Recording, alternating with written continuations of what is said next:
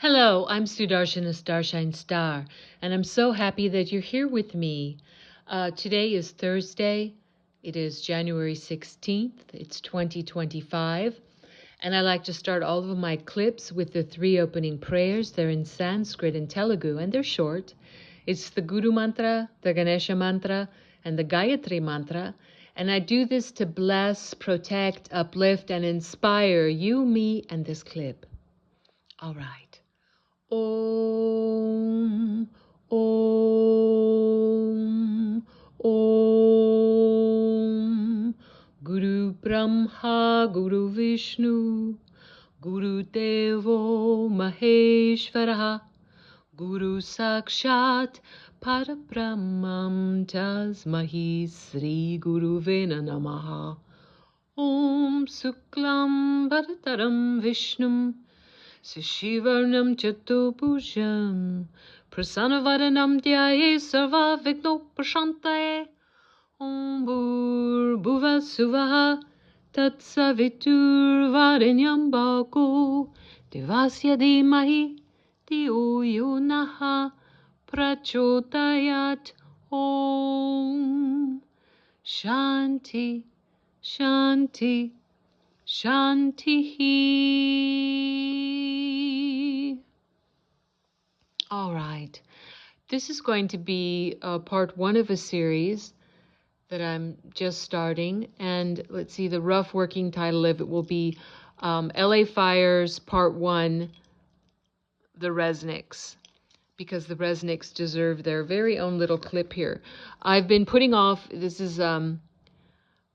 some of you listening might already know about the Resnicks and their story, but I've been waiting for several days to put out what I wanted to say about the Los Angeles fires after I did my last clip, which was exposing Los Angeles Mayor Karen Bass.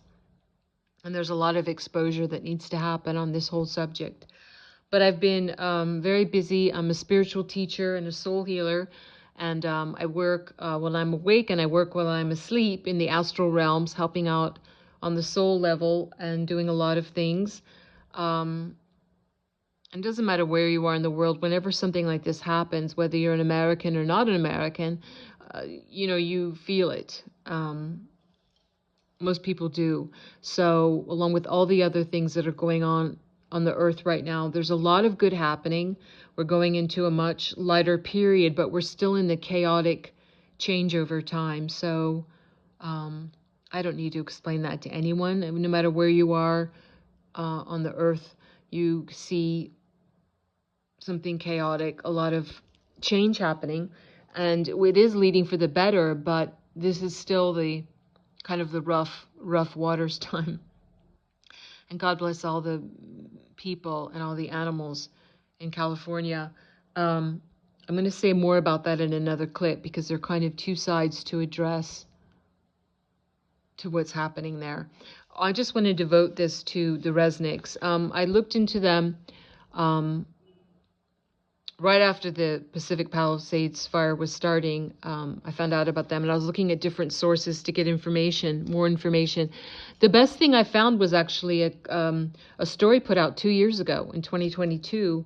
Well, I should say 3 years from now, but 2022, about the Resnicks. And this is what I'm just going to give you guys this information, and it is from, let's see, it's from a YouTube channel called More Perfect Union, and this this story went out December 20th, 2022, and it's all about Lynda and Stewart Resnick. All right, let me just begin this.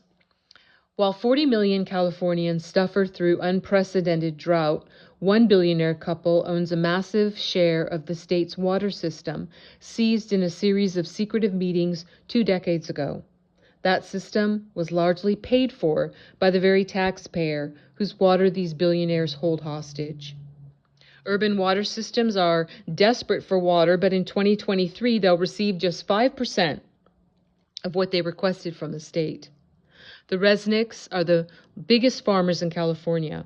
As of 2007, they owned 4 San Francisco's worth of farmlands, and nearly half of Americans buy at least one of their products. Let me read to you. I'm diverting from this article, but let me read to you some of their products. Fiji water, pomegranate juice, Halo's mandarins, Justin wines, Teleflora flowers, wonderful almonds and wonderful pistachios, Sutera, wonderful citrus, and landmark vineyards. Okay, so back to what I'm going to be reading to you. Their pistachios, their pomegranate juice, their mandarins, their flowers, it's all under one massive umbrella, the Wonderful Company, a privately owned company worth at least $5 billion. And that, of course, was in 2022. The majority owners, the Resnicks, are worth at least $8 billion. How were they able to take over such a large percentage of what should be a publicly shared resource? Lynda is a former child actress, the daughter of Jack Harris, a successful movie distributor of the 1950s, most well known for The Blob. At 19, she founded her own advertising agency. Stewart was born in a middle-class New Jersey family and started his first business, a janitorial service, in grad school. He eventually acquired American Protection Services, a burglar alarm and security company. Lynda approached him about marketing services for the company, and they hit it off, not knowing that one day they'd work together to take over California's water. The Lovebirds became business partners. They bought Teleflora, the flower delivery company, and the Franklin Mint, purveyors of inane little tchotchkes. Lynda was the marketing person, and Stewart was in charge of business. As Lynda told the LA Times in 1993, "I've always said that Stewart and I together make one little perfect person, like little salt and pepper shakers." In the late 80s, they found their primary industry, agriculture.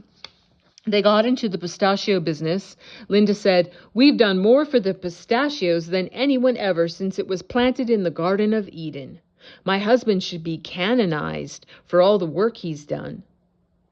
They started branching into other products, almonds, pomegranate, citrus, wine, and acquiring more and more land to cover it, including some very important land in Kern County, spelled K-E-R-N. Spelled K-E-R-N. Sometimes when I do these clips, I'm looking right at things and I say incorrect spellings, and later when it's too late to correct it, I'm like, how did I do that? I don't know, but it's K-E-R-N. Kern County, which granted them water rights in the area. As the Resnicks were building their empire, the state of California was building new water infrastructure with taxpayer money. California's natural water supply is very inconsistent. Vastly differing amounts of rainfall means that they can go from surplus to drought and back again very easily.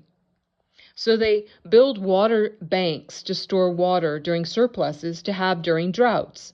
One important storage facility is the Kern Water Bank, started in 1988. The facility was built with hundreds of millions of taxpayer dollars, which could have been a good thing.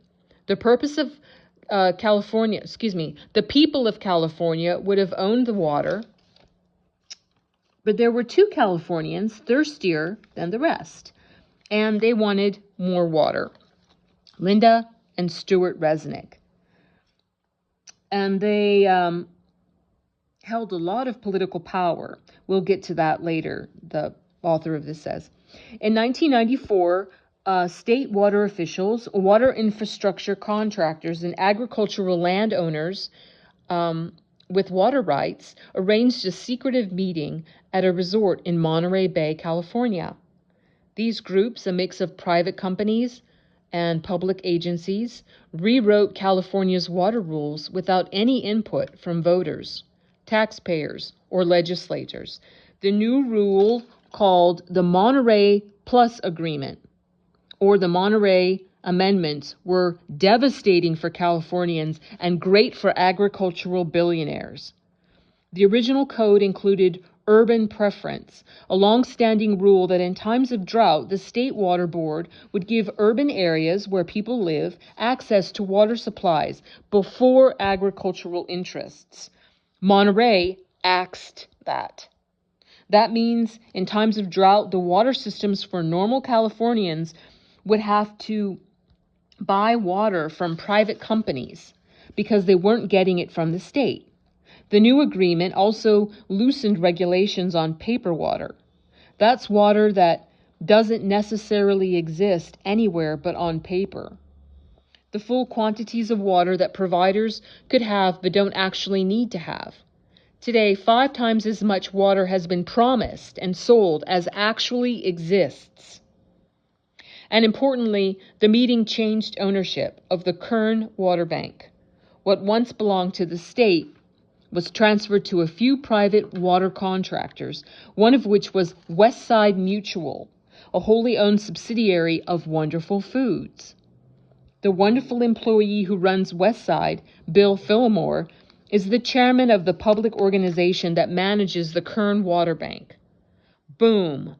One secret meeting, and the Resnicks own nearly 60% of an important California water resource, built with hundreds of millions of dollars in taxpayer money.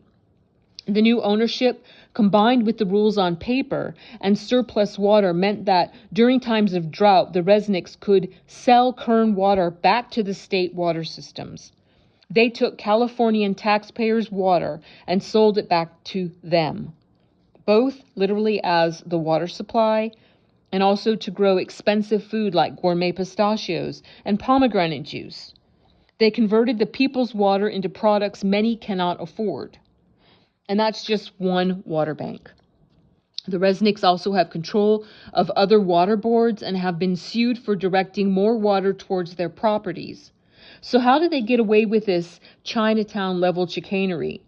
And I'm making a note here for people that don't know. This is a reference to the 1974 movie Chinatown, starring Jack Nicholson and Faye Dunaway, also with the famed director who acts in it, John Huston. Let's go see that, watch that movie. It's very timely, and it's also a good movie to watch, but watch that movie, Chinatown. Anyway, back to this article. So how did they get away with this Chinatown-level chicanery? With, quote, end quote, philanthropy. Ha, that's a big laugh. The Resnicks donate millions of dollars to politicians and research institutes, which help them secure control over water systems and even get more water and more taxpayer funding. One important project is the proposed California Delta Tunnel, a taxpayer-funded project which would send water from Northern California to Central, where the Resnicks farms are. They've spent hundreds of thousands of dollars on state and federal legislation and politicians who support the tunnel project. But their favorite politician is Senator Dianne Feinstein, chair of the Energy and Water Subcommittee. She's a close personal friend of the Resnicks, attending their holiday parties in Aspen and maintaining their financial interests. A quick look through the bills she's sponsored shows several which would direct money to current adjacent water projects. The Resnicks even ask her for things directly. When a pesky study about endangering salmon and shad fisheries threatened the Delta Tunnel, Stewart wrote a letter to Feinstein demanding a new study. She immediately forwarded it to the Obama administration, who agreed to spend $750,000 on a new study. It returned the same results as the first one. Can't buy science, but the Resnicks have tried. And I'm going to interrupt here to say, I don't agree with that. You can buy science. That's just my little side note. Okay, back to this article. They are among the top donors to the University of California system, with their donations focusing on agricultural and ecological studies. The Resnicks have basically bought entire departments who put out studies on how water systems should work and be managed and where funding should go. That leads to even more federal and state taxpayer dollars being used to fix up what the Resnicks profit off of. This is all bad for California, even in a capitalist sense. Agriculture uses 80% of California's water, but only represents 2% of its GDP. The Resnicks water monopoly is just one way their quest for wealth hurts the rest of us. They alleged, or their alleged lobby for increased tensions. Excuse me, I'm reading this all wrong. They lobby for increased tensions with Iran, or it says allegedly they do. Wink, wink. They want increased tensions with Iran to keep, embargoes on the superior Iranian pistachios. Their giant crops lead to monocultures, which kill important pollinators. They siphon taxpayer dollars into the company town charter schools they own to set up to train children to work for their farms. And of course, like any company of this size, they exploit their workers. We need to treat water for what it is, a necessary public resource, a human right, and something that shouldn't be owned by anyone. And I wholeheartedly agree. So I think that gives a really good background on who Lynda and Stewart Resnick are.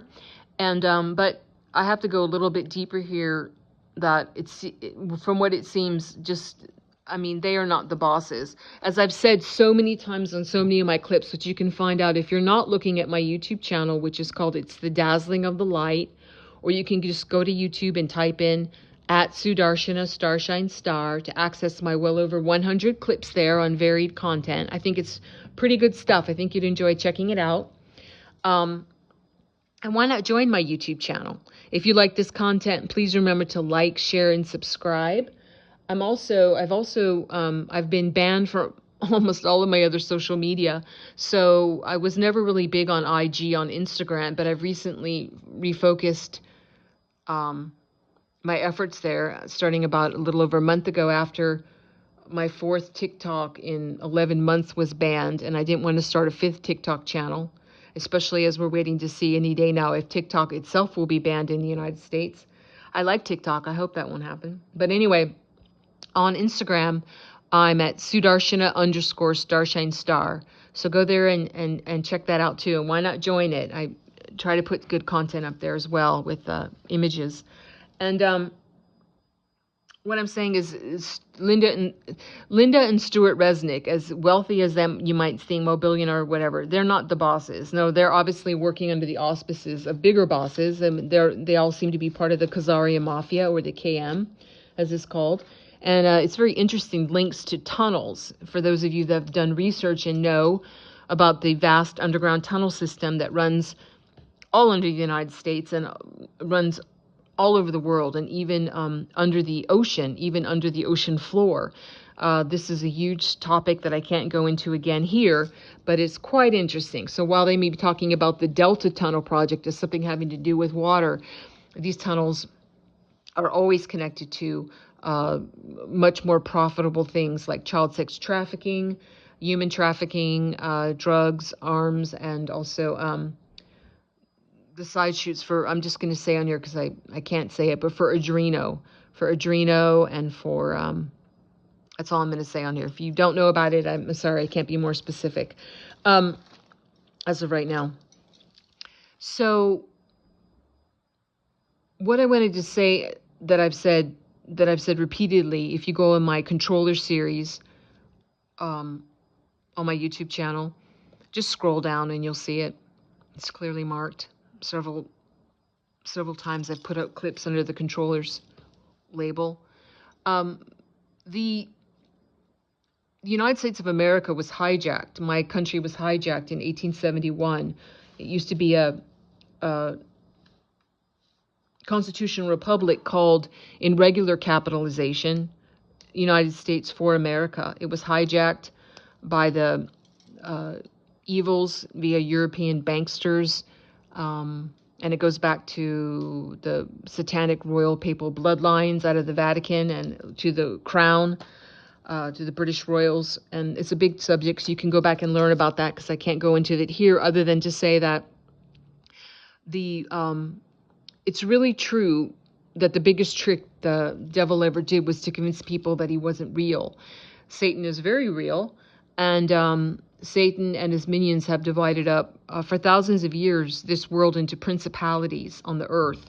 So it doesn't matter what it says on paper or where you think you're living on. This is this country, this is owned by this, whatever. You have to look deeper. And the state of California was owned by a being who's not around any longer, who is said to be the most powerful human on the earth.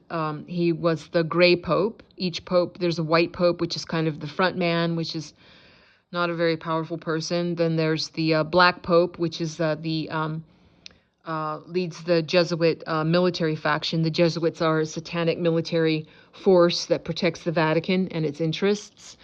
And then there's the gray pope, who's the one who's pulling the strings, who's very high on that hierarchical pyramid that works directly underneath Satan and receives communications and directives and things like that. Well, the gray pope, the last one, the last one that there'll ever be, his name was Pepe Orsini.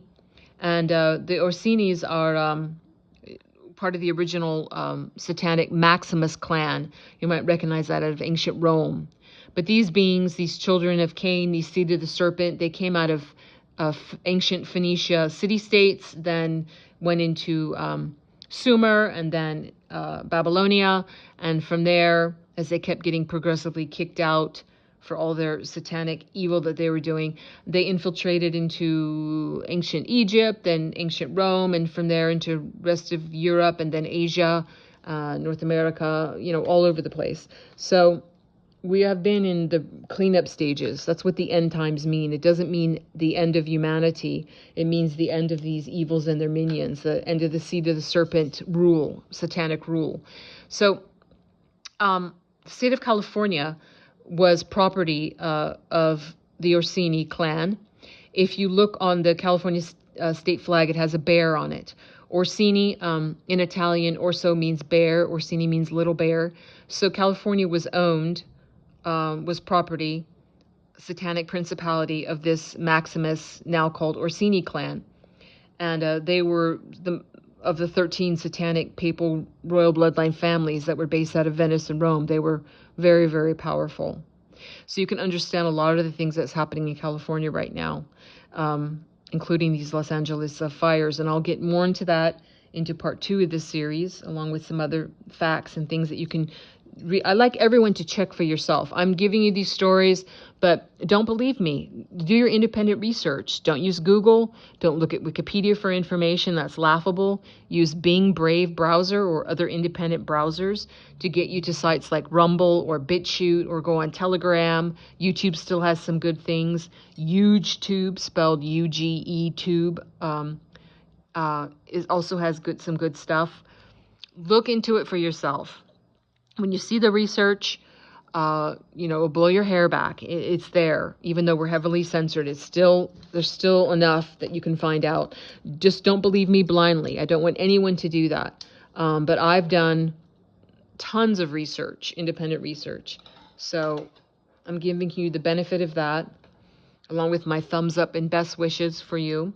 I'm going to close this clip now, and really, I've been just in deep prayer for this so many days with my spiritual group for hours and hours, saying sacred mantras to help the state of California and the people and what's going on there.